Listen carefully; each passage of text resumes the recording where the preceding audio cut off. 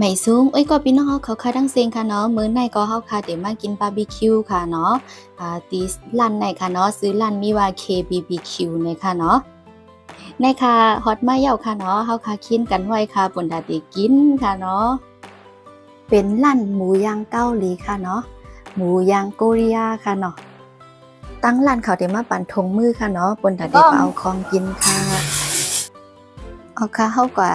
เอาหมูเอาอีสังกันมาก่อนค่ะเนาะของกินเทียนเขาว่างไว้ปันจังไหนคะเฮาเกี่ยกันไรก็เฮากว่าเอามากินไรหมดค่ะเนาะกินกาอ่ำอิ่มค่ะเนาะเพราะว่ามันเป็นร้านเหมือนจังก็มันเขาว่าเอาว่าซ่านั่นน่ะค่ะเนาะเฮากินกันเลยก็ไรค่ะเฮาค่ะดีกว่าตักหมูเอามาหมูกันก่อนค่ะเนาะย้อนแนะนำค่ะเนาะพี่น้องหมูลำอันไหนอร่อยนะคะวันนะคะเพราะไผอะไรกว่ากินร้านบาร์บีคิวซะนั่นค่ะเนาะใครๆเอากินหมูในค่ะหมูในอร่อยค่ะเขามักไปให้เหลือมฮู้ค่ะเนาะกินวันนะค่ะ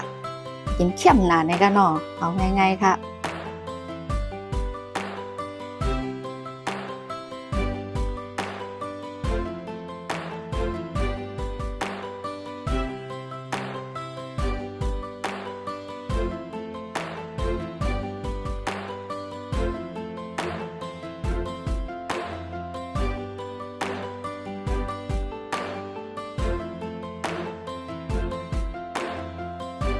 อ๋อค่ะนี่ก็เป็นเจมจีค่ะเนาะ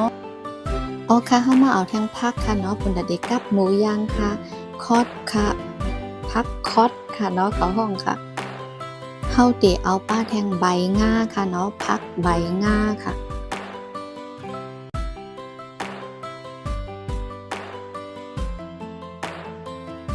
ต่อมาเฮาค่ะสิมาเอาแทงผักสลัดค่ะเนาะอ๋อค่ะนี่ก็จะเป็นไก่ทอดราดช็อตเกาหลีค่ะเนาะราดช็อตเกาหลีแล้วก็ซูชิแล้วก็ผัดซินจังไหนค่ะเนาะมีนำนะคะเพราะแกเฮากินเฮาสิมาเอาแทงเซียนอันนี้อินค่ะเนาะมันอร่อยค่ะเนาะเกี่ยวกินผัดเซียนอันไหนค่ะ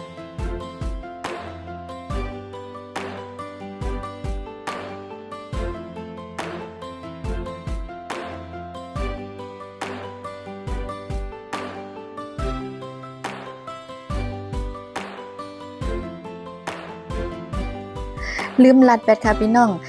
เขาค่ะ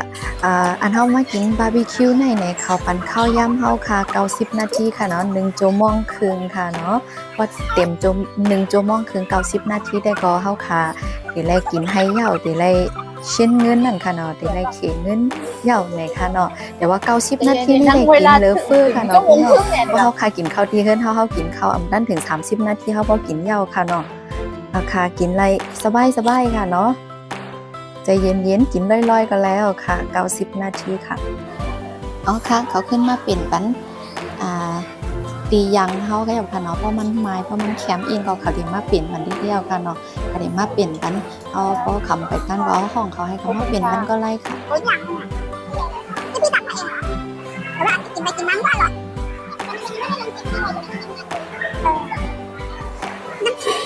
เฮามาเอาทั้งจิ้มจีค่ะเนาะ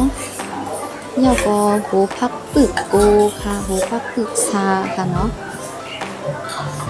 แล้วก็แตงกวาค่ะย่ำแตงเลยค่ะเนาะย่ำแตง11 นาฬิกาใช่ไหมโอ้เยี่ยมเลยเพิ่งสั่งไม่ถึงเลยว่าคาวาเนี่ยรู้สึกว่ามาถึงรอบนี้อร่อยกว่าปกติอร่อยกว่าที่รอบที่ผ่านมา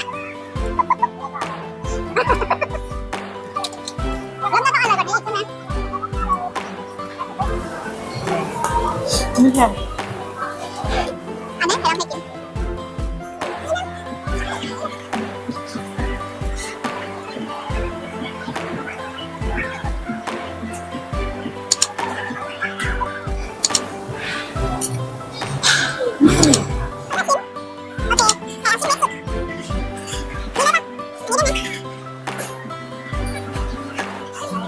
โปอิ่มมาลอยๆก่อนติเป็นเฮ็ดไหนค่ะโอ้นี่เขารักกันอย่างนี้เลยนะเอาค่ะในเมนูอันไหนก็เฮาค่ะสั่งเพียงไรค่ะเนาะแต่ว่าพอเฮาค่ะอันกินหมดเนี่ยเฮาค่ะได้ล้วนปรับ100ค่ะเอาค่ะจ่ายเงินเรียบร้อยแล้วค่ะเนาะ น้องแม่ก็ออกมาลาดว่ามื้ออันตั้งเฮามากินมันสิเซ็งน้ำอีก1ปอกให้เพิ่นลดหย่อนค่าภาษีนี่ค่ะเนาะใจวันก็บอกว่าเขาก็กินแท่งกำบ่ไหนก่อนนี่ค่ะว่าเนาะ ทำไปกินอีกรอบใช่ไหม อ๋อค่ะถ้าใครคิดคลิปโหนในอย่าลืมติ๊กไลค์ติ๊ก Subscribe แล้วก็ติ๊กกระลิ่งไว้ค่ะเนาะแต่รายหางคลิปใหม่ๆก็ให้คัดถังขึ้นมาแทง